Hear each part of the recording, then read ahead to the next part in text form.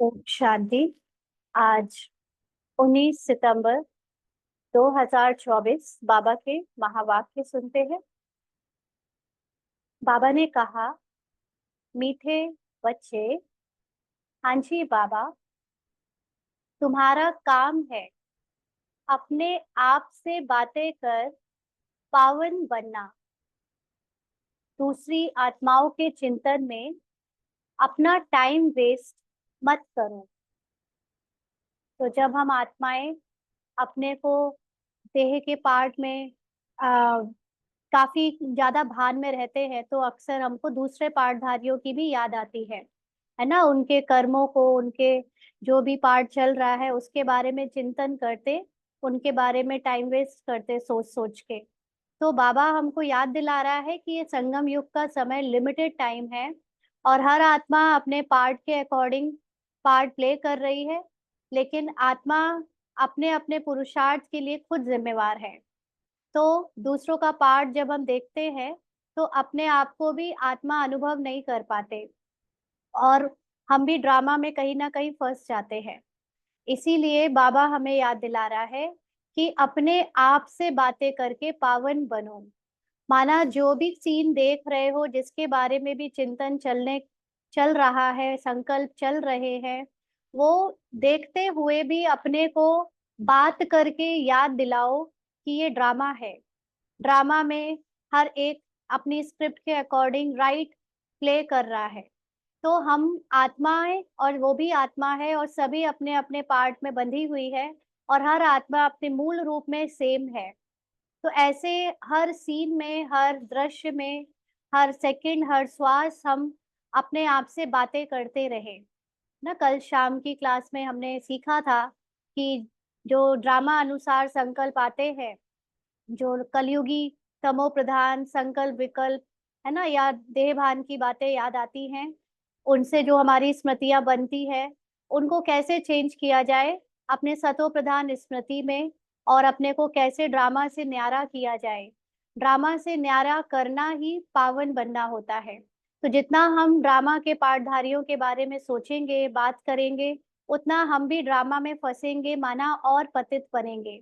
और जितना हम उनको क्योंकि पार्ट में दिखता तो सब है ना, और संकल्प भी ना चाहते हुए भी व्यर्थ के आते हैं, लेकिन हम आत्मा अपनी आत्मिक अवस्था में हर बार स्थित होकर मन में आ रहे संकल्पों को साक्षी होकर आते जाते, है ना, उनको आने दे जाने दे, उनमें फंसे नहीं। और अपने को बात करके यानी अंदर से याद दिलाते रहे कि मैं ये संकल्प नहीं हूँ, मैं ये पार्ट नहीं हूँ, और ना ही वो पार्ट है ना, हम सब इनसे न्यारे हैं। तो ऐसे अपने से बात करना बहुत जरूरी है इस पुरुषार्थी जीवन में। और ये बात अपने से कौन कर सकता है? जो आत्मिक अनुभव में होगा। वैसे तो सभी अपने मन ही मन कुछ ना कुछ बात तो करते ही हैं, लेकिन वो मन ही मन से बात कर रहा होता है। यहाँ मन को मन से बात नहीं करना है, यहाँ आत्मा को मन को चेंज करने के लिए बात करनी है ना। तो आत्मा जब अपने सत्य अनुभव में टिककर बात करती है तो वो ड्रामा से न्यारी होती जाती है और पावन बनती जाती है। यानी अपने को ड्रामा के प्रभाव से मुक्त करती जाती है। कोई भी संकल्प विकल्प संस्कार स्वभाव टक्कर कुछ भी हो रहा है ड्रामा अनुसार, उससे हम न्यारे होकर उपराम होकर पाठ बजाते चले जाते हैं और पावन बनते हैं। आज का प्रश्न है, कौन सी बात बुद्धि में आ गई तो पुरानी सब आदतें छूट जाएंगी? हाँ, बहुत सारे ब्राह्मण है ना मेहनत करते हैं कि ऊपर से जो इतने सालों की जो आदतें हैं कर्मों में, जो अच्छी नहीं है ना, जो हमें शर्म सार कर देती है, वो आदतें कैसे छूटे। और उसमें ऊपर से छोड़ने की कोशिश करते हैं, लेकिन वो वापस वापस लौट कर संस्कार हावी हो जाते हैं। तो बाबा ने पूछा है कि ऐसी कौन सी बात है जो एक बार बुद्धि में आ गई या बैठ गई तो पुरानी सब आदतें छूट जाएंगी। बाबा ने उत्तर दिया कि हम बेहद बाप की संतान हैं तो विश्व के मालिक ठहरे, हमें देवता बनना है। यह बात बुद्धि में आ गई तो पुरानी सब आदतें छूट जाएंगी। तुम कहो ना कहो, आपे ही छोड़ देंगे। उल्टा सुल्टा खान पान, शराब आदि खुद ही छोड़ देंगे। कहेंगे, वाह, हमको तो यह लक्ष्मी नारायण बनना है, 21 जन्मों का राज्यभाग्य मिलता है, तो क्यों नहीं पवित्र रहेंगे। हम्म। तो ये बात बुद्धि में आ जाने से कि हम आत्मा हैं, हम ये शरीर नहीं है, और आत्मा का परमात्मा के साथ बाप बच्चे का जो संबंध है, संतान का जो संबंध है, उससे हम विश्व के मालिक बन रहे हैं।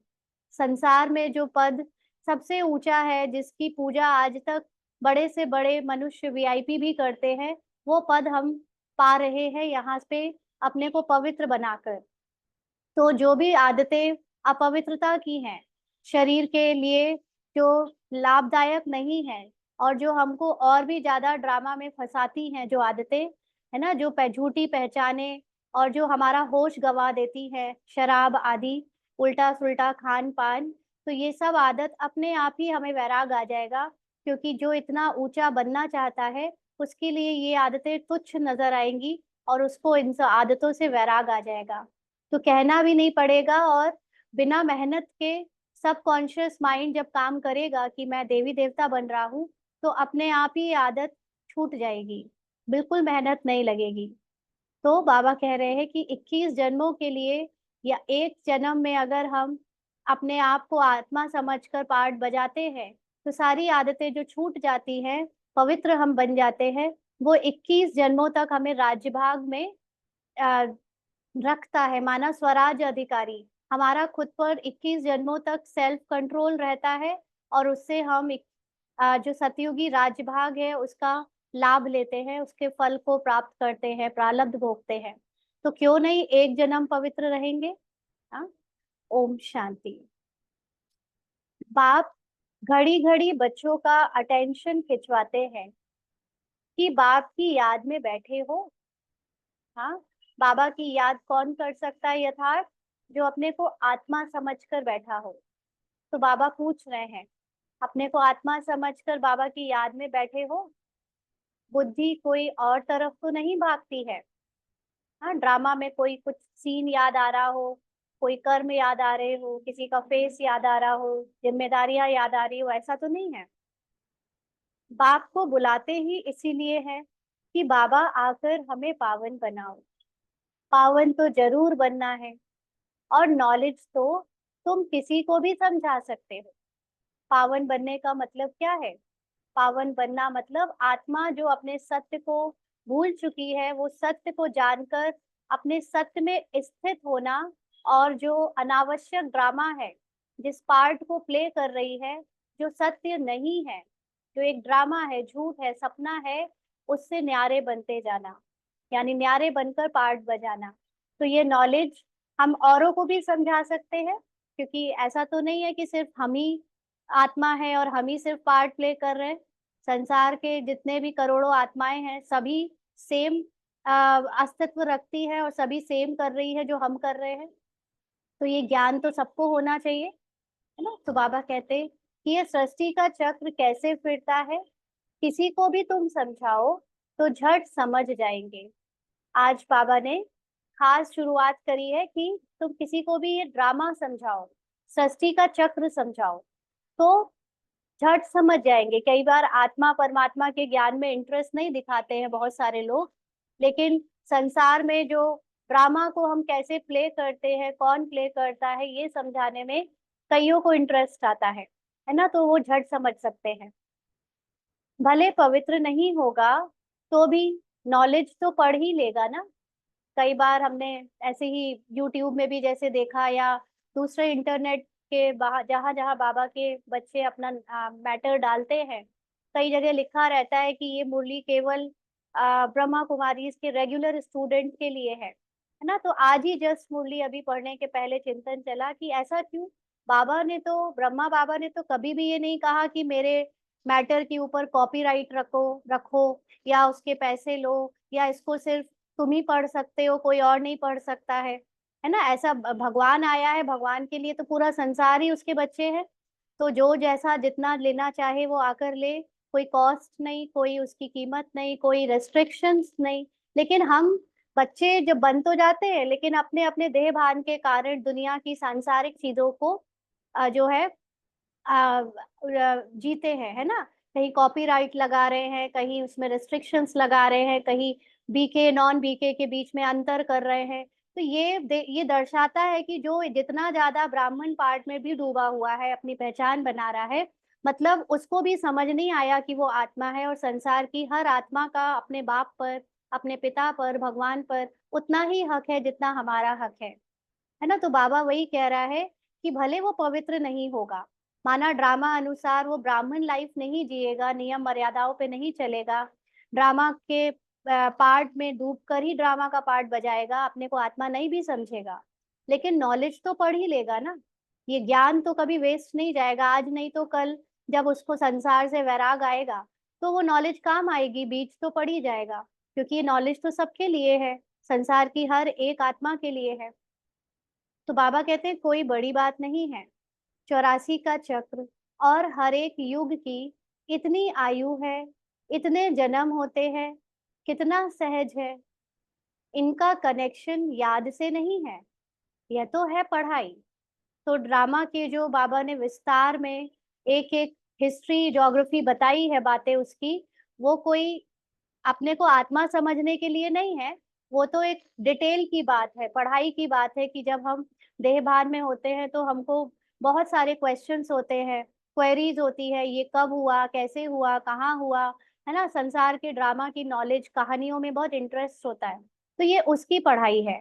क्योंकि जब तक हमको हमारी जिज्ञासा शांत नहीं होती, तब तक ये संकल्पों में चलता ही रहता है, और संकल्प में अगर जिज्ञासा और प्रश्न बने रहेंगे तो अपने को आत्मा समझने का संकल्प नहीं आएगा, है ना, उसमें उसके अनुभव में टिकने से हम दूर रहेंगे। इसलिए बाबा पहले हमारे अनेक प्रश्नों का, क्वेश्चंस के आंसर देते हैं, क्वेरीज के आंसर देते हैं, डिटेल में जाते हैं, और फिर विस्तार को सार में समाने के लिए कहते हैं कि अब तुम अपने को आत्मा समझो। तो बाप तो यथार्थ बात समझाते हैं, बाकी है सतो प्रधान बनने की बात, वह होंगे याद से। हाँ, आत्मा जो अपने अवस्था में टिक नहीं पा रही है, क्योंकि आत्मा की सत्य मूल अवस्था तो है ही सतो प्रधान, लेकिन अभी ड्रामा में डूबे होने के कारण हम अपने को आ, तमो तमो प्रधान रजो पार्ट में देखते हैं, तो वही समझते हैं। तो कैसे सतो प्रधान बनेंगे, उस अनुभव में टिकेंगे याद से, यानी बार बार अपनी सत्य सोल कॉन्शियस आइडेंटिटी से। अगर याद नहीं करेंगे तो बहुत छोटा पद पालेंगे। हाँ, अगर सोल कॉन्शियस नहीं बनेंगे तो क्या होगा, जाकर कुछ दास दासी वगैरह बन जाएंगे, इतना ऊंच पद पा नहीं सकेंगे। इसीलिए कहा जाता है अटेंशन, बुद्धि का योग बाप के साथ हो, हर समय आत्मा अपने बाप के साथ कंबाइंड हो, है ना, अपने को आत्मा समझ उस निराकार सुप्रीम परमात्मा की याद में हो। इनको ही प्राचीन योग कहा जाता है। टीचर के साथ योग तो हर एक का होगा ही, मूल बात है याद की, याद की यात्रा से ही सतो प्रधान बनना है, और सतो प्रधान बन वापस घर जाना है। बाकी पढ़ाई तो बिल्कुल सहज है ना, डिटेल की नॉलेज जो कोर्स कराते समय समझाते हैं, वो तो समझाना कोई भी सीख सकता है ना, जिसको थोड़ी सी भी पढ़ाई में इंटरेस्ट है वो सीख लेगा, दूसरों को बता देगा। लेकिन मुख्य बात है अपने को आत्मा के अनुभव में टिकाना, सदा आत्मिक स्मृति में रहना। कोई बच्चा भी समझ सकते हैं, माया की युद्ध इस याद में ही चलती है।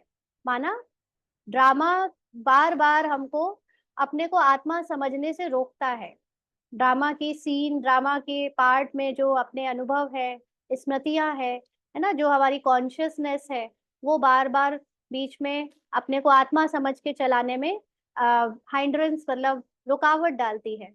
तो तुम बाप को याद करते हो और माया फिर अपनी तरफ खींचकर बुला देती है।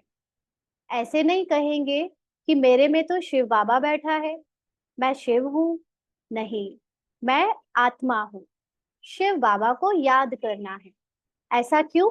क्योंकि आत्मा भले जान लेने से आत्मा की जो मूल अवस्था है, मूल गुण है, वो हमें अपने अनुभव होते नहीं, क्योंकि अभी ड्रामा में हम पार्ट अनुसार फंसे हुए हैं। और शिव बाबा एक निराकार है, पार्ट में वो फंसता नहीं, इसीलिए वो हाईएस्ट अथॉरिटी, अभी तक हाईएस्ट कॉन्शियसनेस में हमेशा रहता है। तो हमारी कॉन्शियसनेस जो अभी कंप्लीट नहीं है ना, जो इतनी हाई नहीं हुई है, उसको हाई बनाने के लिए हमें शिव बाबा जो हाईएस्ट कॉन्शियसनेस है, जो सबसे ऊंची परम शक्ति है, उसको याद करने से हमारी कॉन्शियसनेस भी ऊपर होती जाती है और उनके समान बनती जाती है। इसीलिए उनको मैच करना है, जिसको कहते हैं मन मनाभव, है ना, अपने मन को उनके मन से मैच करना। तो ये इसीलिए शिव बाबा को याद करना है। ऐसे नहीं कि मेरे अंदर शिव की प्रवेशता है, ऐसे हो नहीं सकता ना। कोई कहे कि हम बहुत अच्छा समझा रहे हैं या हमारे मुख से बहुत अच्छा ज्ञान निकल रहा है तो शिव बाबा आके समझा रहा है, ऐसा हो ही नहीं सकता ना। वो अलग बात है कि ड्रामा अनुसार शिव बाबा हर आत्मा को प्रेरणा से मदद करता है, लेकिन जो ब्रह्मा बाबा का पार्ट है जिसमें शिव बाबा की आत्मा आई, वो कोई और का बज नहीं सकता। तो बाबा कहते हैं, मैं कोई में जाता नहीं हूँ, हम इस रथ पर सवार होकर ही तुम बच्चों को समझाते हैं।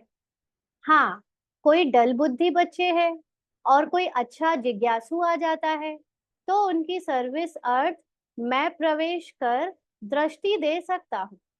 हाँ, उस समय जब कभी बाबा के जिन बच्चों को बाबा को ज्ञान में लाना होता है, तो बाबा निमित्त के माध्यम से उसको दृष्टि देकर उसको ज्ञान में ले आता है। लेकिन ऐसे नहीं कि वो रेगुलरली उस तन का यूज करता है, उस निमित्त में जाता आता है, ऐसा नहीं है। सदैव नहीं बैठ सकता हूँ, बहु रूप धारण कर किसी का भी कल्याण कर सकते हैं। तो बाबा ने ये जो लाइन बोली है ना कि जिज्ञासु आ जाता है तो उनकी सर्विस अर्थ मैं प्रवेश कर दृष्टि दे सकता हूँ। तो यहाँ पर फिर से समझना है, दृष्टि का अर्थ आंखें देखना नहीं कि आंखों में देखकर दृष्टि दे दी। वो बाबा जब साकार में आता होगा तब हो सकता है कि उस दृष्टि से कोई कमाल होती हो, लेकिन मुख्य बात है दृष्टि की ज्ञान का आंसर, है ना, ज्ञान से समझ। बाबा ऐसे समझवा देता है उस डल बुद्धि निमित्त मात्र से भी कि मतलब डल बुद्धि का मतलब कि वो उतना होशियार नहीं है समझाने में, लेकिन फिर भी बाबा ने प्रवेश किया तो जो भी कोर्स करने आया, जो भी जिज्ञासु समझने आया, उसके सारे आंसर मैं उस निमित्त में प्रवेश करके दे देता हूँ। तो उसकी समझ बढ़ जाती है, ये है दृष्टि का मतलब ना, ज्ञान उसको समझ आ जाता है। बाकी आंखों से अगर दृष्टि देने से कोई ज्ञान में आता होता, तो गुलजार दादी के समय पे जब दादी दृष्टि देती थी, है ना, बाप दादा दृष्टि देते थे, तो कितने आत्माएं ऐसी थी जो दृष्टि लेने के बाद भी ज्ञान छोड़कर चली गई, है ना। तो या ब्रह्मा बाबा के समय पर भी बाबा कितनों को दृष्टि देते थे और ज्ञान छोड़कर चले गए। तो आंखों के देखने से दृष्टि यानी ज्ञान की समझ नहीं बैठती है, लेकिन ज्ञान को समझने से ज्ञान की समझ बैठती है ना। तो ये समझना है, स्थूल चीजों से परे होकर सूक्ष्म चीजों के अंदर के प्रति लगाव होना चाहिए। तो बाबा कहते हैं कि मैं सदैव नहीं बैठ सकता हूँ, बहु रूप धारण कर किसी का भी कल्याण कर सकते हैं। बाकी ऐसे कोई नहीं कह सकते कि मेरे में शिव बाबा की प्रवेशता है, मुझे शिव बाबा यह कहते हैं। नहीं, शिव बाबा तो बच्चों को ही समझाते हैं, है ना। जैसे यज्ञ में इतने सारे भाई बहन हमारे जो जिन्होंने किताबें लिखी या जिन्होंने ज्ञान को और विस्तार में करके जैसे महाभारत गीता को समझाया, रामायण को समझाया, और भी हमारी दीदियां बहनें, है ना, वरिष्ठ भाई ज्ञान की डिटेल में जाते हैं। तो सबको बाबा की टचिंग हो सकती है, बाबा से प्रेरणा मिल सकती है, बाबा से दिव्य बुद्धि मिलती है। बाबा योग में बाबा की बुद्धि उनको टच करती है, तो वो सारे उनको डिटेल की बातें मिलती है जिससे वो समझा सके, औरों का कल्याण कर सके, किताबों में लिखवा सके। लेकिन बाबा प्रवेश किसी के अंदर नहीं करता ना। तो ये बात क्लियर है कि बाबा हमेशा टाइम टू टाइम अपने बच्चों को दिव्य बुद्धि देकर या उनको टचिंग देकर ज्ञान के विस्तार में या सेवाओं का विस्तार कराता आया है। लेकिन कोई कहे कि मुझ में प्रवेशता है, ऐसा नहीं है। तो बाबा कहते नहीं, शिव बाबा तो बच्चों को ही समझाते हैं। मूल बात है ही पावन बनने की, जो फिर पावन दुनिया में जा सके। लेकिन ये सब करने के बाद भी, समझने समझाने के बाद भी, उससे ये डिफाइन नहीं हो जाता कि वो आत्मा ड्रामा से परे है, पावन हो गई है। पावन का मतलब ही है कितना वैराग्य है हमको पुरानी दुनिया से, कितना हम ड्रामा के पार्ट से न्यारे होकर पार्ट बजा रहे हैं, अंदर से कितनी आत्मिक स्मृति है, कितनी सोल कॉन्शियस स्टेज है ना, तभी हम पावन दुनिया में जा सके। 84 का चक्र तो बहुत सहज समझाते हैं। चित्र सामने लगे हुए हैं, बाप बगैर इतना ज्ञान तो कोई दे ना सके। आत्मा को ही नॉलेज मिलती है, उनको ही ज्ञान का तीसरा नेत्र कहा जाता है। ये लाइन समझने की है कि आत्मा को ही नॉलेज मिलती है। जब आत्मा संसार में तमो प्रधान पार्ट बजा रही होती है, तो उसको एक मन बुद्धि की आइडेंटिटी मिलती है ना। वो मन से जो भी संकल्प करती है, या मन बुद्धि ही आत्मा को चला के रखते हैं, सुपरवाइज करते हैं, आत्मा अपने को भूली हुई होती है। लेकिन जब बाबा आता है और बाबा हमको ये जब ज्ञान, सत्य ज्ञान सुनाता है, तो धीरे धीरे क्या होता है कि जो आत्मा मन के पीछे, उसकी मूल ओरिजिनल जो स्थिति है, वो जागने लगती है।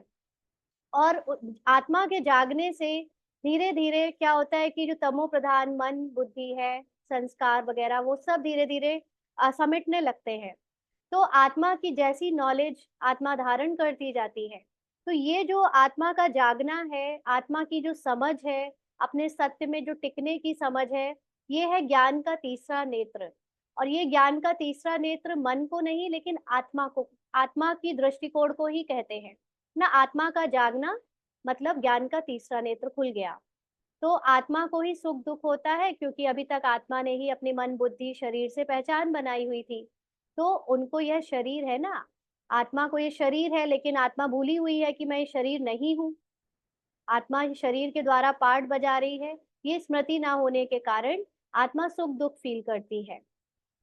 आत्मा ही देवता बनती है, कोई बैरिस्टर, कोई व्यापारी, आत्मा ही बनती है। तो अब आत्माओं से बाप बैठ बात करते हैं, अपनी पहचान देते हैं। तुम जब देवता थे तो मनुष्य ही थे, परंतु पवित्र आत्माएं थे। पवित्र का मतलब जो एकदम न्यारे होकर पार्ट बजाए, जिनके अंदर कोई पहचाने ना हो, ड्रामा के अटैचमेंट्स ना हो, है ना, फिजिकल बॉडी कॉन्शियसनेस की कोई लगाव ना हो, उनको कहते हैं पवित्र आत्माएं। तो जब मनुष्य के रूप में हम देवता थे, तो हम पवित्र आत्माएं थे, यानी उस वक्त हम ड्रामा से न्यारे थे। अभी तुम पवित्र नहीं हो। अभी तो कितना अटैचमेंट है हमारा एक दूसरे शरीरों से, शरीर से और पार्ट से ना, मन बुद्धि संस्कार से। इसीलिए तुम्हें देवता नहीं कह सकते। अब देवता बनने के लिए पवित्र जरूर बनना है, उसके लिए बाबा को याद करना है। तो पवित्र बनने का मतलब ऊपर की सफाई नहीं होता है सिर्फ, है ना। ऊपर की सफाई, ऊपर का जो नियम मर्यादाएं, जो फिजिकल जितनी भी चीजें हैं, वो ऑटोमेटिकली होती चली जाती है जितना हम अपने को आत्मा समझते हैं, है ना। लेकिन हम अंदर की सफाई ना करके बाहर की सफाई पे ध्यान ज्यादा देते हैं। बाहर की पवित्रता पर, भक्ति की आदत पड़ी हुई है ना, भक्ति में भी यही करते थे, बाहर की पवित्रता का पूरा ध्यान था, और अंदर से चाहे जो सोचो ना। लेकिन यहाँ पर अपने को अंदर से जितना आत्मा समझकर न्यारे होंगे, न्यारे रहेंगे, उतना ऊपर से भी पवित्र पाठ बचता जाएगा। तो अक्सर करके यही कहते हैं बाबा, मेरे से यह भूल हुई जो हम देह अभिमान में आ गए। बाप बैठ बच्चों को समझाते हैं ना। कल हमने समझा था कि अब सेकंड सेकंड हमको बाबा से यही बात करनी है। बाबा, ड्रामा में ये सीन आया, इसमें मन बुद्धि ने ये पहचान बनाई और उसकी वजह से ये फीलिंग आई, लेकिन ये देह अभिमान है, ये आप ले लो, है ना, ये मैं नहीं हूँ। हर बार हमको ये हर सीन में बाबा को देते जाना है। जो आत्मा का सत्य नहीं है, वो देह अभिमान बाबा को देते जाओ। तो बाप बैठ बच्चों को समझाते हैं, पावन जरूर बनना है, कोई विकर्म ना करो। विकर्म होता ही तब है जब खुद को हम शरीर की आइडेंटिटी से कोई भी पहचान बनाकर कर्म करते हैं, बोलते हैं या सोचते हैं। तुमको सर्वगुण संपन्न यहाँ बनना है, पावन बनने से मुक्ति धाम में चले जाएंगे, और कोई प्रश्न पूछने की बात ही नहीं है। तुम अपने से बात करो, दूसरी आत्माओं का चिंतन नहीं करो। दूसरी आत्माएं जब उनके पार्ट को देखने लगते हैं तो क्या होता है, माया आ जाती है ना, अपनी तरफ से ध्यान हट जाता है, अपने पुरुषार्थ से ध्यान हट जाता है। तो बाबा कहते तुम अपने से ही बस देखो कि तुम कैसे अपने को इससे बाहर निकाल सकते हो, इस चिंतन से बाहर निकालो, है ना। आत्माएं क्या कर रही है उससे अपने आप को अलग करो। कहते हैं लड़ाई में 2 करोड़ मरे, इतनी आत्माएं कहाँ गई? अरे वह कहाँ भी गए, उसमें तुम्हारा क्या जाता है? दुनिया में इतना कुछ हो रहा है ना। हम बाबा के बच्चे कई बार उसी के बारे में डिस्कशन करते रहते हैं। बाबा कहते हैं उस सब का चिंतन नहीं करो, तुम अपने बारे में सोचो, तुम क्यों टाइम वेस्ट करते हो? और कोई भी बात पूछने की दरकार नहीं। तुम्हारा काम है पावन बनकर पावन दुनिया का मालिक बनना, और बातों में जाने से मूंझ पड़ेंगे, माना समय बर्बाद करेंगे और अपनी मुख्य लक्ष्य से डिस्ट्रैक्ट हो जाएंगे। उनको तो पूरा उत्तर नहीं मिलता है तो मूंझ पड़ते हैं। सॉरी, कोई को पूरा उत्तर नहीं मिलता है, माना जो अंदर से इतनी जिज्ञासाएं आ रही हैं, अगर उसका आंसर ना मिले तो वो डिस्ट्रैक्ट हो जाते हैं। बाप कहते हैं मन मना भव। हाँ, देह सहित देह के सब संबंध छोड़ो, मेरे पास ही तुमको आना है। तो मन मनाभव का मतलब क्या है? कि ड्रामा में जो देह मिली है, देह के जो सब संबंध मिले हैं, चाचा मामा काका फूफा, मैं फला हूँ, मैं ये हूँ, मैं वो हूँ, ये सब भूलकर अपने को आत्मा समझकर अपने धर्म को याद करो, बाबा के ट्रू आइडेंटिटी के साथ जोड़ो, है ना। अपनी और बाबा की जो आइडेंटिटी है उसमें एक दूसरे को देखो, तो उससे क्या होगा कि बाबा के पास चले जाएंगे, माना बाप समान बन जाएंगे।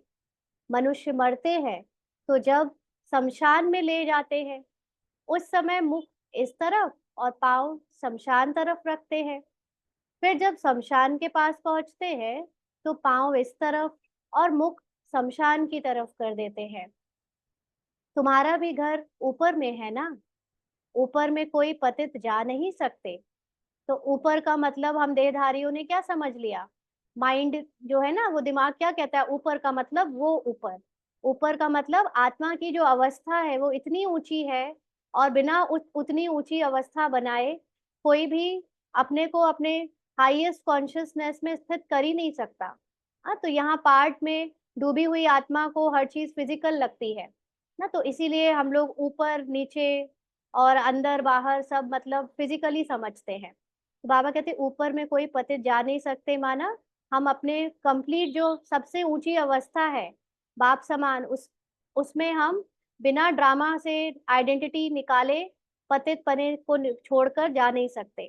तो पावन बनने के लिए बुद्धि का योग बाप के साथ लगाना है, बाप के पास मुक्ति धाम में जाना है। पतित है इसलिए ही बुलाते हैं कि हमको पतितों हम पतितों को आकर पावन बनाओ, लिबरेट करो। वैसे तो हम सभी लोग जब भी पार्ट में दुखी हुए हैं तो हमने बाबा को ऐसे तो नहीं कहा होगा कि हम पतितों को पावन बनाओ, लेकिन ये सबने कहा कि हमको दुख से छुड़ाओ, है ना। तो दुख से छुड़ाने का मतलब है कि दुख देने वाली जो भी फिजिकल आइडेंटिटी है, जिस जिन पहचानों के साथ हम जी रहे हैं और वो पहचान हमें दुख देती हैं, उन पहचानों से छुड़ाओ, है ना। तो ये संसार में सांसारिक अनुभव में आकर हम अपने को अलग अलग पहचान बनाते हैं, और उस अपने ही बनाए हुए जाल में, भावनाओं में, कर्मों में, संकल्पों में फंस कर फिर दुखी होते हैं। तो इससे निकालो और लिबरेट करो, ऐसा हम बाबा को कहते होंगे, है ना। लेकिन पतित इसका मतलब सार में हो जाता है कि पतितों को आकर पावन बनाओ।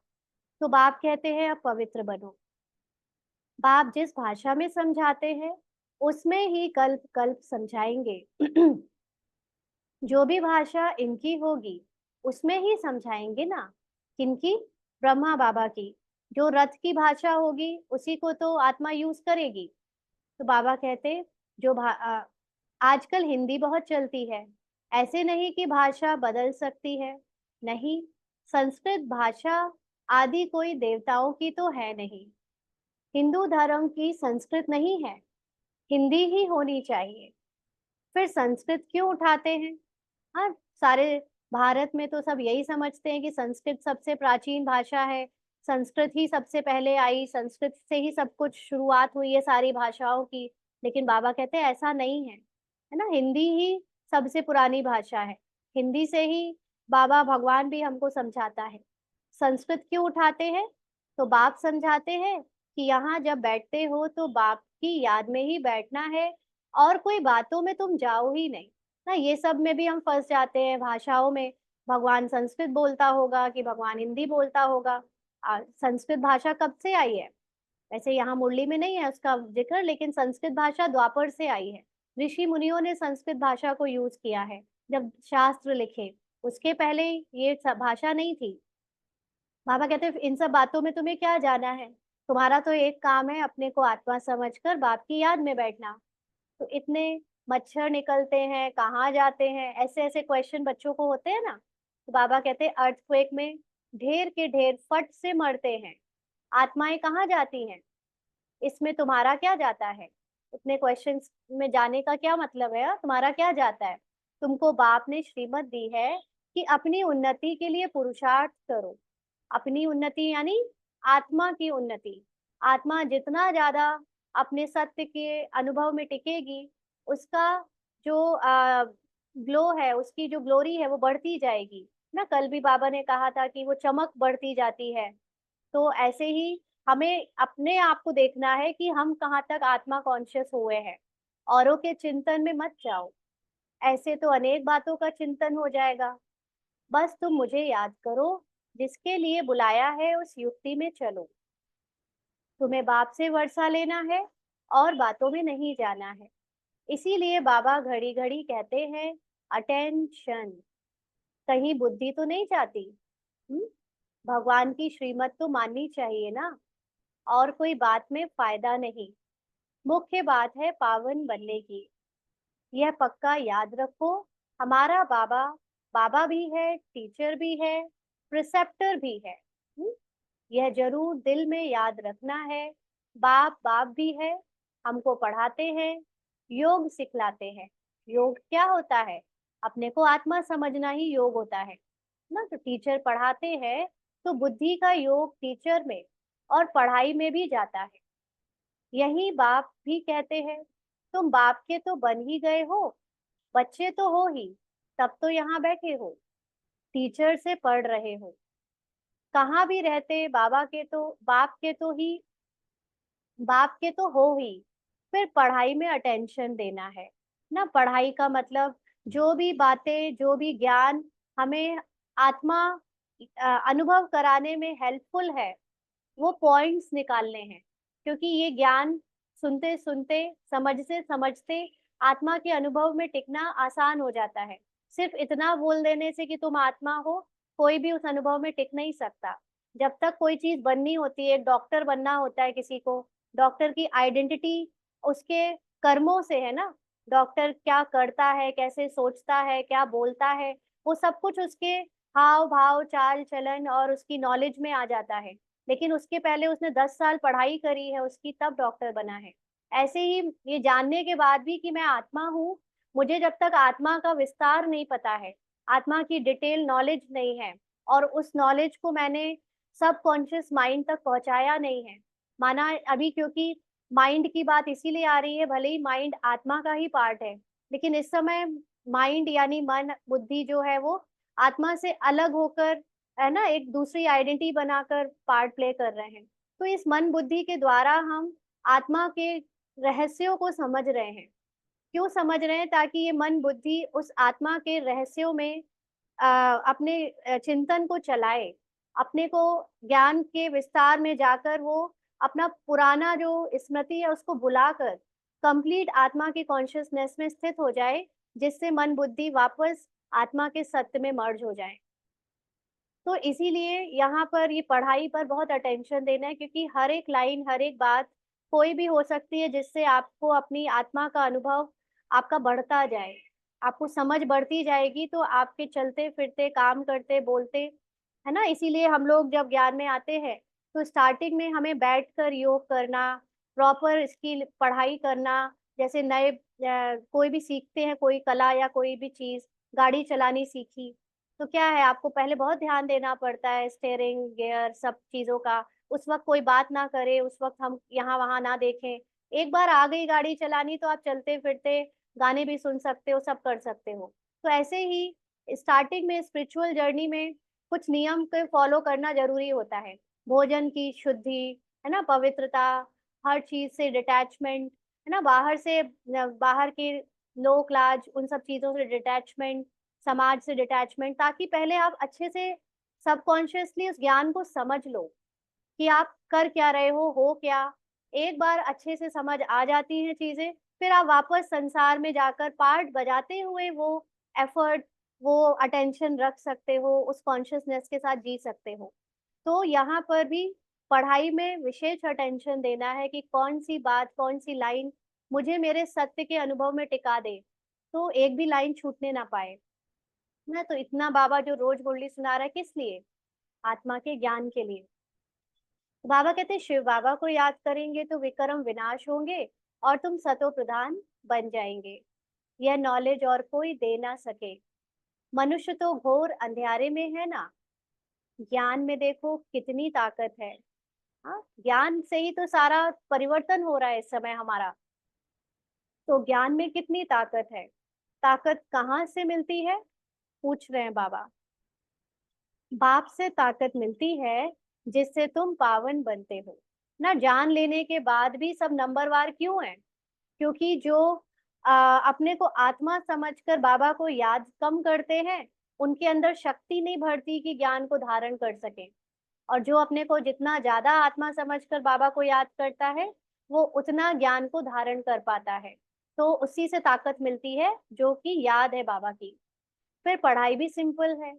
उस पढ़ाई में तो बहुत मार्क्स लगते हैं ना। स्कूल की पढ़ाई, कॉलेज की पढ़ाई, के मास्टर्स डिग्री, कितने सालों साल पढ़ा है हमने। यहाँ तो 7 रोज का कोर्स है। किसी की बुद्धि का ताला खुलना है तो 7 दिन के कोर्स में खुल जाता है। उससे तुम सब कुछ समझ जाएंगे। फिर उसमें है बुद्धि पर मदार। कोई जास्ती टाइम लगाते हैं, कोई कम। ये जान लेने के बाद भी कि मैं आत्मा हूँ, उस सत्य को टिक अपने अंदर अनुभव करने में सबकी बुद्धि अलग अलग काम करती है ना। तो इसी में टाइम लगता है। कोई ज्यादा टाइम लेता है, कोई कम। कोई तो 2-3 दिन में ही अच्छी रीति समझ जाते हैं। मूल बात है बाप को याद करना, पवित्र बनना। वही मुश्किलात होती है। बाकी पढ़ाई तो मोस्ट सिंपल है। स्वदर्शन चक्रधारी बनना है। स्वदर्शन चक्रधारी माना ज्ञान को, ड्रामा के ज्ञान को अपने अंदर बार बार याद करना कि ड्रामा अलग है, मैं आत्मा अलग हूँ। मैं आत्मा ये चक्र, ये ड्रामा को प्ले कर रही हूँ, लेकिन मैं ड्रामा के बाहर हूँ। हाँ, मेरा सत्य, मेरी आइडेंटिटी जो है वो ड्रामा से बाहर है, लेकिन मैं अपने को ड्रामा के अंदर सब पार्ट को देखते देखते पार्ट ही समझ बैठी हूँ। तो एक रोज के कोर्स में भी सब कुछ समझ सकते हो। हम आत्मा है, बेहद के बाप की संतान है, तो जरूर हम विश्व के मालिक ठहरे। यह बुद्धि में आता है ना। देवता बनना है तो दैवी गुण भी धारण करने हैं। जिसको बुद्धि में आ गया, वह फट से सब आदतें छोड़ देंगे। तुम कहो ना कहो, आपे ही छोड़ देंगे। उल्टा सुल्टा खान पान, शराब आदि खुद ही छोड़ देंगे। कहते हैं वाह, हमको यह बनना है, 21 जन्मों के लिए राज्य मिलता है, तो क्यों नहीं पवित्र रहेंगे। हाँ, जब जिसको ये ज्ञान हो गया कि मैंने ही देवता का पार्ट प्ले किया है, मैं ही वो पवित्र धरती पर उतरा था जहां पर मेरी कोई इच्छा नहीं थी, और इच्छा से मतलब संकल्प हो आते ही सब कुछ पूरा हो जाता था। जहां पर हर चीज फर्स्ट क्लास A ग्रेड की मिलती थी, सोने के महल, दूध के समान नदियां, है ना, कंचन काया, इतने अच्छे अच्छे फल फूल। तो कौन यहाँ की सड़ी गली चीजें खाएगा, अपवित्र चीजें, या अपवित्र चीजों में अपनी बुद्धि को डालेगा। जिसको पता है कि मैं एक बहुत हाई क्लास को जीकर आया हूँ, वो यहाँ की लोअर क्लास में अपनी बुद्धि क्यों डालेगा, है ना। तो इसलिए बाबा कहते हैं कि टटक जाना चाहिए, माना बिल्कुल उस दुनिया का नशा आ जाना चाहिए। मुख्य बात है याद की यात्रा, लेकिन किसको आएगा? जो अपने को आत्मा समझेगा उसे। बाकी वो तो लगेगा कि अरे अभी शरीर के एंजॉय कर लो, शरीर की बातों को मजे ले लो, तो कल किसने देखा, भविष्य किसने देखा। लेकिन आत्मा जिसने अपने अनुभव कर लिया, वो जानती है कि कल भी मैं ही थी, आज भी मैं ही हूँ, और कल भी फिर मैं ही होंगी। तो मुझ आत्मा के लिए जब इतना सब कुछ अवेलेबल होने वाला है, इतने जन्मों जन्मों तक, तो एक जन्म में अगर मैं यहाँ पवित्र चीजें को, पवित्र लाइफ को जी लूं तो क्या बुराई है ना? उसके लिए सब कुछ त्यागना बहुत आसान हो जाएगा। बाकी 84 के चक्र की नॉलेज तो 1 सेकंड में मिल जाती है। देखने से ही समझ जाते हैं कि यह झाड़ जरूर नया झाड़ जरूर छोटा होगा। माना जब नई रूप से फिर से दुनिया शुरू होगी तो उसमें बहुत कम लोग होंगे। अभी तो कितना बड़ा झाड़ तमो प्रधान बन गया है ना, आबादी इतनी बढ़ गई और सब एकदम गिरी हुई क्वालिटी के हैं। कल फिर नया छोटा बन जाएगा। कल बूढ़े से बचेंगे और एकदम पवित्र होंगे। तुम जानते हो यह ज्ञान कभी कहाँ से भी मिल नहीं सकता। यह पढ़ाई है। पहली मुख्य शिक्षा भी मिलती है कि बाप को याद करो। तो चलो अभी 1 मिनट के लिए सभी विदेही हो जाएं और अपनी आत्मिक स्मृति में टिककर बाबा को याद करें।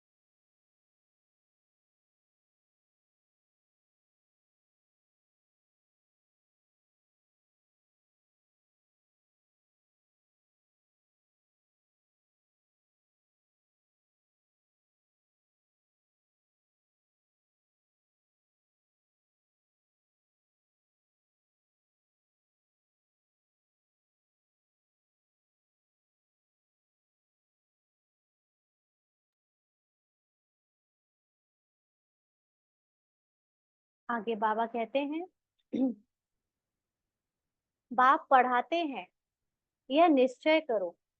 सबसे पहले तो ये निश्चय होना चाहिए कि पढ़ाई पढ़ाने वाला कोई मनुष्य नहीं, भगवान है ना। जब ये निश्चय होगा तब तो भगवान की बातों पर हमें अमल करने की प्रेरणा आएगी। नहीं तो सोचेंगे हाँ ठीक है, इतनी पढ़ाई होती है दुनिया भर में, इतने लोग बोलते हैं, एक ये भी है। पहले तो ये निश्चय हो कि भगवान पढ़ाते हैं। भगवानुवाच, मैं तुमको राजयोग सिखलाता हूँ ना। गीता में भी लिखा है भगवान आकर क्या सिखाते हैं, जब भी आते हैं तो राजयोग सिखलाते हैं। और कोई मनुष्य ऐसे कह ना सके टीचर पढ़ाते हैं तो जरूर टीचर को याद करेंगे ना। बेहद का बाप भी है। बाप हमको स्वर्ग का मालिक बनाते हैं, परंतु आत्मा कैसे पवित्र बनेगी यह कोई भी बता नहीं सकते हैं।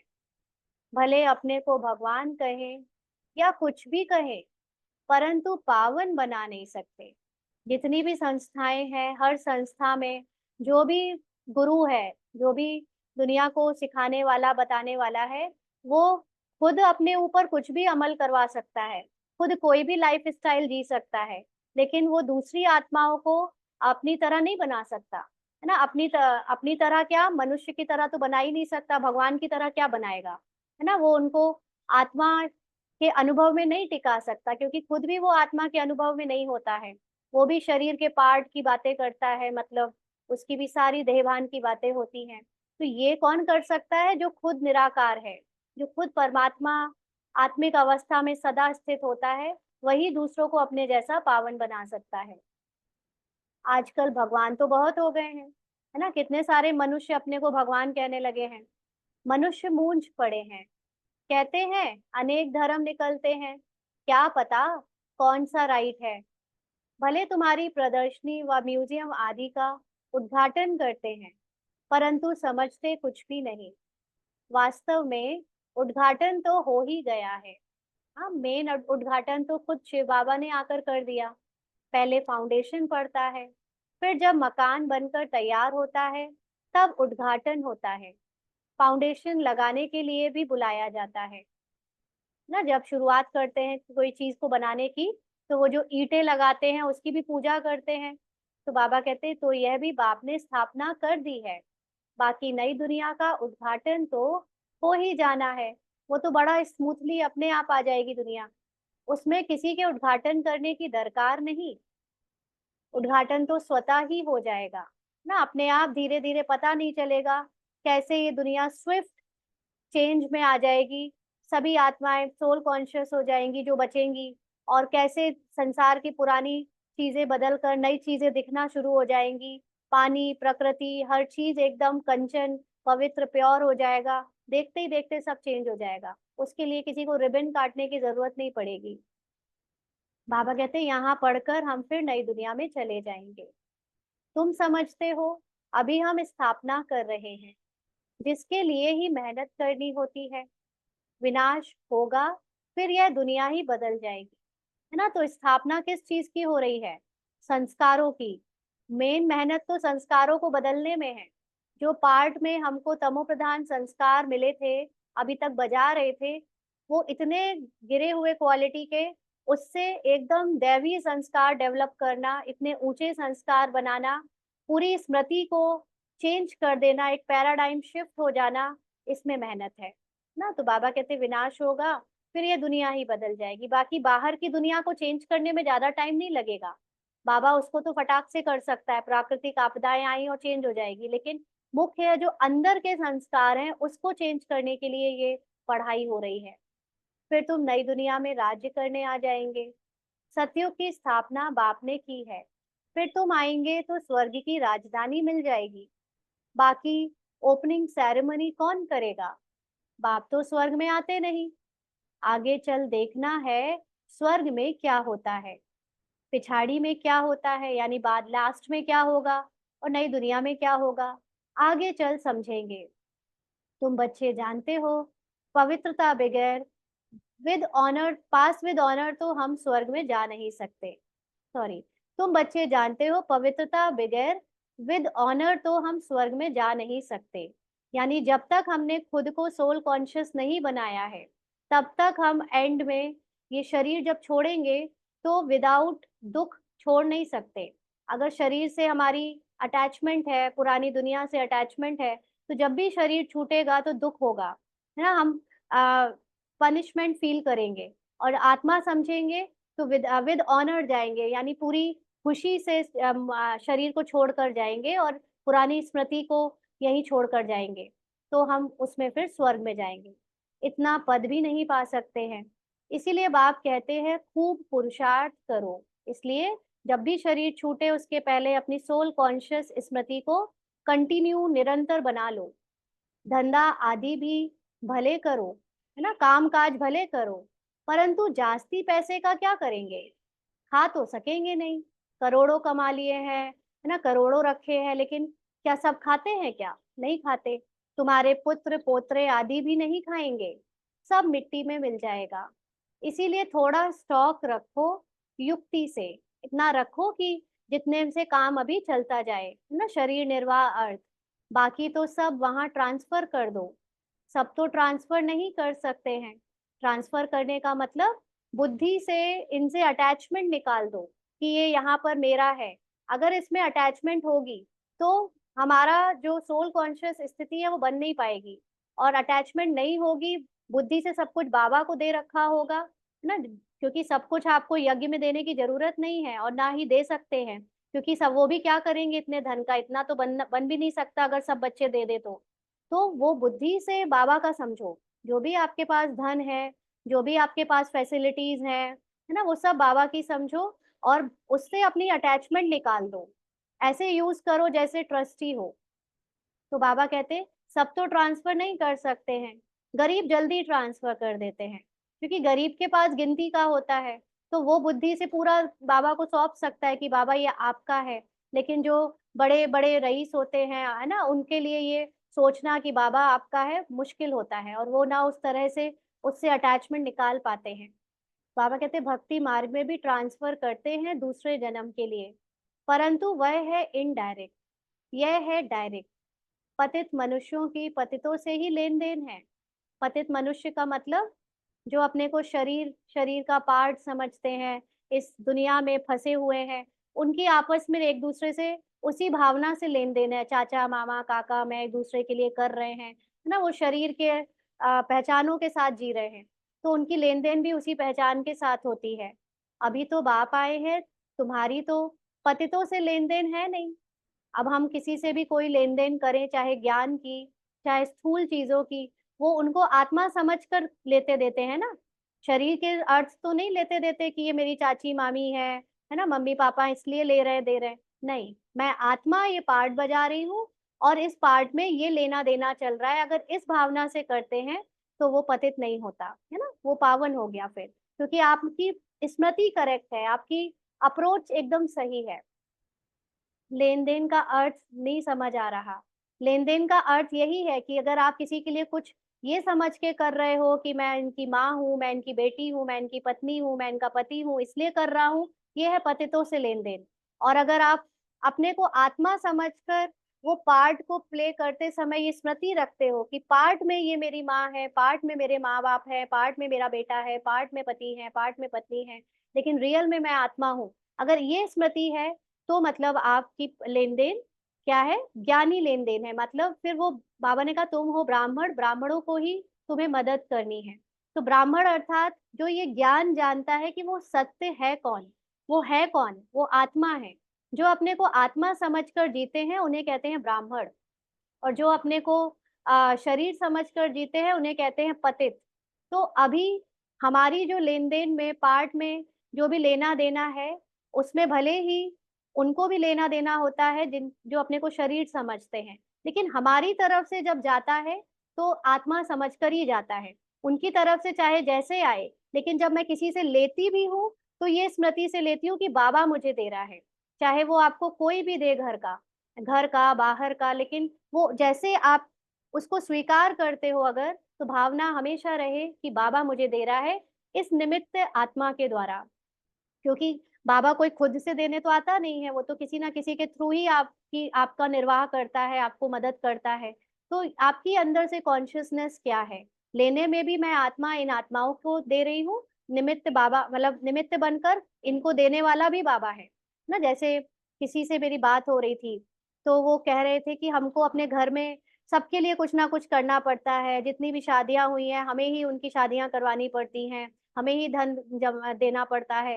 तो वो भले ब्राह्मण है, उन्हें आत्मा का ज्ञान है, लेकिन भावना क्या आ रही है कि हम घर के बड़े हैं, इसीलिए हम अपने घर के दूसरे भाई बहनों की शादी कराने में उनकी मदद कर रहे हैं। तो ये भावना पतित पने की भावना है। आपकी जबकि स्मृति होनी चाहिए थी कि आप आत्मा निमित्त बन के बाबा के, जो बाबा उन या भगवान उन आत्माओं की सहयोग करना चाह रहा है वो मेरे द्वारा करवा रहा है। क्योंकि बाबा भी तो या भगवान भी उन्हीं को देता है ना जो दूसरे को ट्रांसफर कर सके। अगर सब अपने पास समेट लेंगे तो भगवान दूसरों की मदद कैसे करेगा। तो अगर मेरे द्वारा किसी का सहयोग हो रहा है, तो सहयोग देने के काबिल बनाया किसने। जो मैं सहयोग दे रहा हूँ वो सहयोग मेरी खुद की उपज थोड़ी ना है। बाबा ने इस लायक बनाया कि हम किसी की मदद कर सके। तो उससे हमने अपनी आइडेंटिटी कैसे बना ली कि मैं सहयोग करने वाला हूँ, मैं किसी की स्थूल सेवा धन की सेवा करने वाला हूँ। अरे भाई, आपके पास भी तो ड्रामा अनुसार आपकी स्क्रिप्ट में भगवान ने ही लिखा था ना कि इतना धन आपके पास आएगा जो आपको दूसरों के लिए खर्च करना पड़ेगा। अगर वो धन आप उनके लिए खर्च नहीं करते हो तो वो धन आपके पास आना बंद हो जाता है। हमारे अकाउंट में जितना जो भी धन, स्थूल चीजें, सेवा का पार्ट जो भी आता है, वो दूसरों को बांटने के लिए आता है ना, उनके भाग्य से आता है। अगर हम उनको नहीं देते, नहीं करते, तो आपके पास आना भी बंद हो जाता है, क्योंकि वो आपका अहंकार बढ़ा रहा है। और वो अहंकार आपको लग रहा है कि मैंने किया, मैंने इतनी मेहनत करी, मैं दूसरों के लिए करता हूँ। तो मतलब आप भूल गए कि आप आखिर में सत्य आपका है क्या, आप हो कौन। आपने फिजिकल पहचान बना ली। और इसीलिए बाबा कहते हैं कि पतितों से लेन देन नहीं होनी चाहिए अब तुम्हारी। जो देह भान और देह भान से लेन देन करी जाए वो नहीं होनी चाहिए। जो खुद सर्विस करते हैं उनको तो मदद की दरकार नहीं। यहाँ गरीब साहूकार आदि सब आते हैं, बाकी करोड़पति तो मुश्किल आएंगे। बाप कहते हैं मैं हूँ गरीब निवाज। भारत बहुत गरीब खंड है। गरीब का मतलब जो अंदर से अपने गुणों को भूल चुका है ना। बाबा जो खुद ये फील करता है कि मुझे अपने अंदर की शक्तियों को बढ़ाना है, उनको गरीब कहेंगे। बाकी जो धन से रईस है उसमें भी बहुत लोग ऐसे हैं जिन्हें जिन्हें अपने गुणों को, शक्तियों को बढ़ाना है, तो उनको भी बाबा मदद करता है। लेकिन कई ऐसे भी है जो सोचते हैं हम तो कंप्लीट, हमारे लिए तो स्वर्ग यही है, उनकी बाबा मदद नहीं कर सकता। तो बाप कहते हैं मैं आता भी भारत में हूँ, उसमें भी यह आबू सबसे बड़ा तीर्थ है, जहाँ बाप आकर सारे विश्व की सदगति करते हैं। यह है नरक। तुम जानते हो नरक से फिर स्वर्ग कैसे होता है। अभी तुम्हारी बुद्धि में सारी नॉलेज है। बाप युक्ति ऐसी बताते हैं पावन बनने की, जो सबका कल्याण कर देते हैं।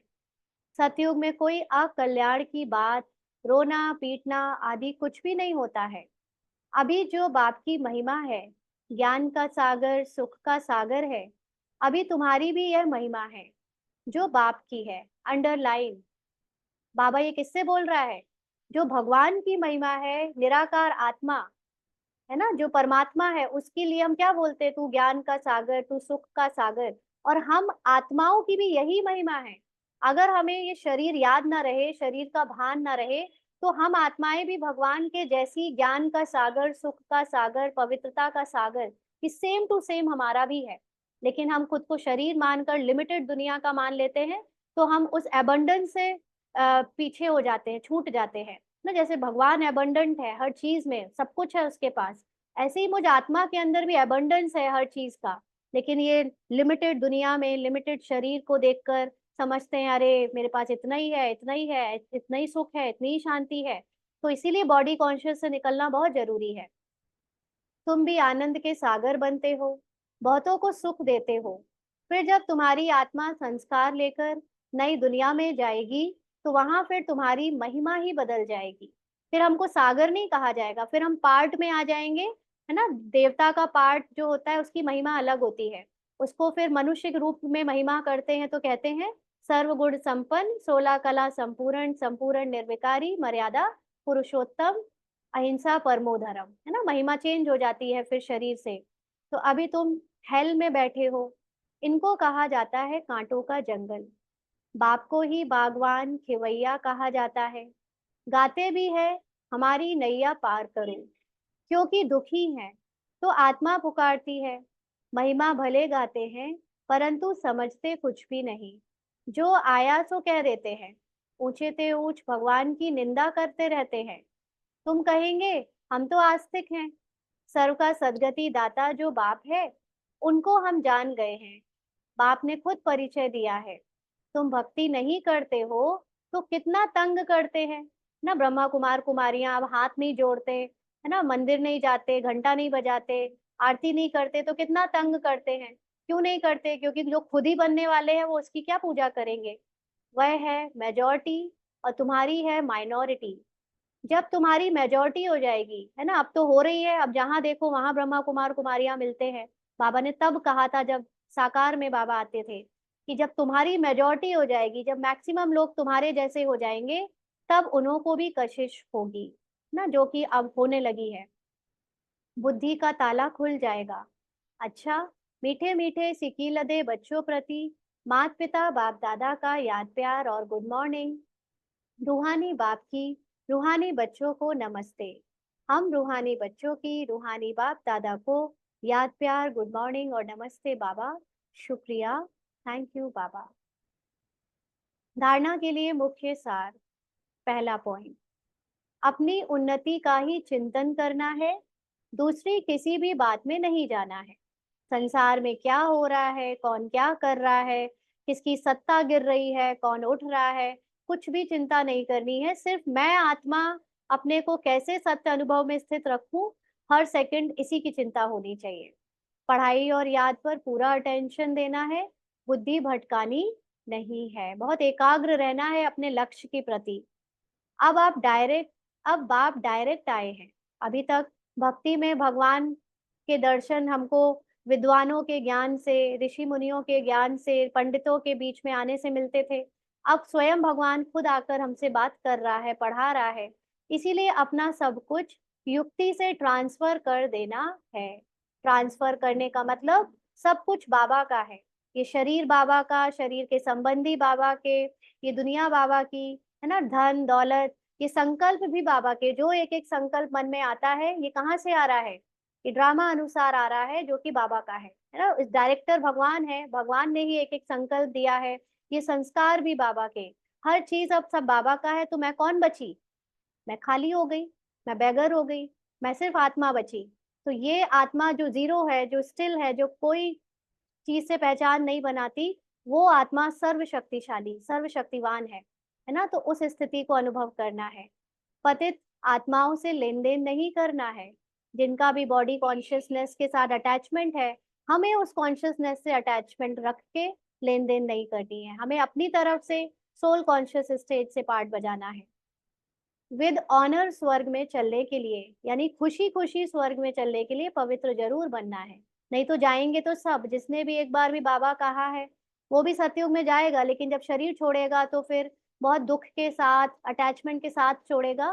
तो वो खुशी खुशी जाना विद ऑनर नहीं कहलाएगा, मतलब दुखी होकर जाना ऑनर नहीं कहलाएगा।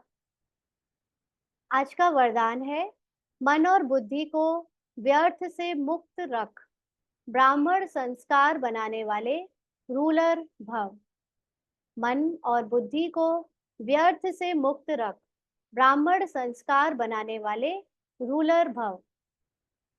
कोई भी छोटी सी व्यर्थ बात, व्यर्थ वातावरण व व्यर्थ दृश्य का प्रभाव पहले मन पर पड़ता है, फिर बुद्धि उसको सहयोग देती है।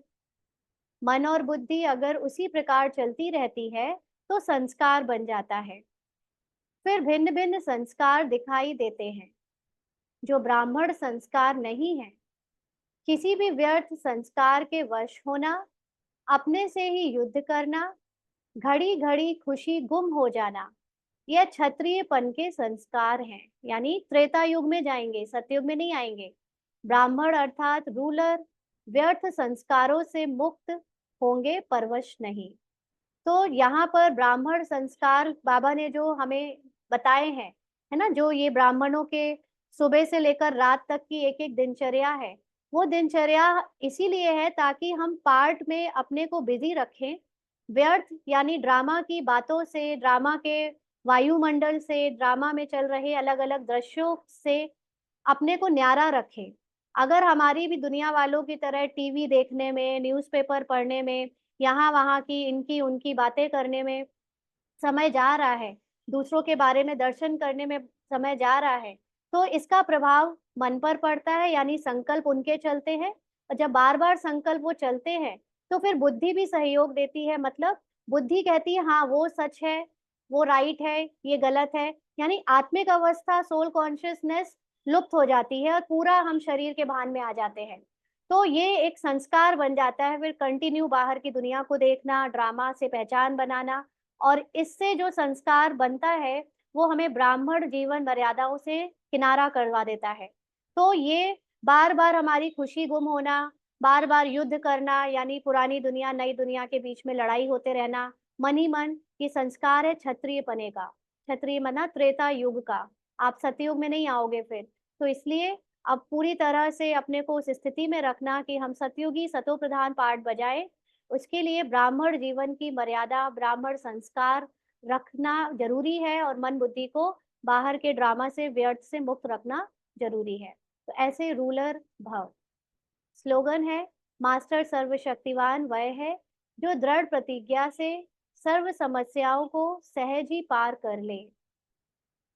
तो मास्टर सर्वशक्तिवान पार्ट नहीं हो सकता, मनुष्य नहीं हो सकता, शरीर नहीं हो सकता। मास्टर सर्वशक्तिवान केवल आत्मा होती है, और जो अपने को आत्मा समझने के अनुभव में टिकता है, हमेशा टिका रहता है हर परिस्थिति में भी, चाहे पार्ट जैसा भी बजे, लेकिन उसे याद रहता है कि मैं आत्मा हूँ। वही मास्टर सर्वशक्तिवान की दृढ़ प्रतिज्ञा को पूरा कर सकता है। तो वो सदा ही सर्व समस्याओं से बड़ी आसानी से पार हो जाता है, क्योंकि सोल कॉन्शियसनेस की जो स्टेज है वो है ही सॉल्यूशन की स्टेज, समाधान स्वरूप स्टेज। उस स्टेज में टिकते ही आपके बॉडी की सारी प्रॉब्लम्स, ड्रामा की पार्ट की सारी प्रॉब्लम्स आपके सामने से लुप्त हो जाती हैं, समाप्त हो जाती हैं। अच्छा, आज के अव्यक्त इशारे हैं 19 तारीख। आप बच्चे जितना हर कामना से न्यारे रहेंगे, उतना आपकी हर कामना सहज पूरी होती जाएगी। मतलब फिजिकल बॉडी में जो भी नीड्स हैं या जो भी डिजायर्स हैं, अगर हम उन डिजायर्स को त्याग के न्यारे रहकर जो सोल कॉन्शियसनेस में संकल्प आ रहे हैं, जो कामनाएं आत्मा की उन्नति के लिए आ रही हैं ना, तो अगर हम बॉडी के फिजिकल कामनाओं से न्यारे रहें तो सोल कॉन्शियस की उन्नति की कामना अपने आप पूरी होती है। और जब सोल कॉन्शियसनेस आपकी बढ़ती है तो शरीर की कामनाएं जो भी आपने छोड़ी थी वो ऑटोमेटिकली पूरी हो जाती है। फैसिलिटीज मांगो नहीं, दाता बनकर दो। फैसिलिटीज किसके लिए चाहिए होती है? शरीर के लिए। लेकिन दाता होता है आत्मा। तो आत्मा जब अपने को दाता यानी संपूर्ण समझती है तो फिजिकल फैसिलिटीज जो शरीर और पार्ट को चाहिए वो ऑटोमेटिकली मिलनी शुरू हो जाती है, या नहीं भी मिली तो आपका काम है दाता बनकर देना। तो कोई भी सेवा प्रति व स्वयं प्रति सैल्वेशन के आधार पर स्वयं की उन्नति व सेवा की अल्पकाल की सफलता प्राप्त हो जाएगी। लेकिन आज महान होंगे, कल महानता की प्यासी आत्मा बन जाएंगे, सदा प्राप्ति की इच्छा में रहेंगे। इसीलिए इच्छा मात्रम अविद्या बनो। तो जब भी हम फिजिकल ब्राह्मण पार्ट में भी देखते हैं कि हमें सेवा के लिए या स्वयं के लिए यानी कई तरह की फिजिकल फैसिलिटीज चाहिए, है ना, उसके लिए बाबा सेवा में हमें वो फैसिलिटीज आदि दे तो देता है। लेकिन अगर उन फैसिलिटीज वगैरह में फंस कर हम अपनी आत्म अभिमानी स्टेज से दूर हो गए तो वो अल्पकाल के लिए हमको लगेगा कि बहुत महानता है हमारी कि हमने इतना कुछ जोड़ लिया, हमारे संकल्पों से इतना कुछ अच्छी सेवा हो रही है। लेकिन जो आत्मिक अनुभव से, आत्मिक अवस्था से हम दूर हो गए, है ना, वो फिजिकल बारे में सोचने से, उससे हम महानता की प्यासी आत्मा बन जाएंगे। यानी थोड़े दिनों की महानता की वाहवाही तो हो जाएगी, लेकिन जो अल्टीमेट महानता होती है सोल कॉन्शियस स्थिति में स्थित होने की, वो महानता रह जाएगी और सदा उसकी प्यास बनी रहेगी। माना वो कब बनेंगे उसकी इच्छा या वो पूरी नहीं होगी। तो इसीलिए अपनी सोल कॉन्शियस स्टेज में टिको, दाता बनो, सदा इच्छा मात्रम अविद्या की स्थिति याद रखो। तो आपकी फिजिकल वर्ल्ड में, फिजिकल ड्रामा में जो भी कामना है वो ऑटोमेटिकली पूरी होने लगेगी। लेकिन हम सोल कॉन्शियस स्टेज को छोड़कर ड्रामा के कॉन्शियस से, है ना, ब्राह्मण पार्ट में या लौकिक पार्ट में इच्छाएं रखते हैं, कामना रखते हैं और उसके कारण आत्मिक अनुभव से दूर हो जाते हैं, तो फिर वो टेम्परली अल्पकाल की सफलता मिलती है, लेकिन उससे हम प्यासे के प्यासे बने रहते हैं। इसलिए इच्छा मात्रम अविद्या बनो। अच्छा, ओम शांति।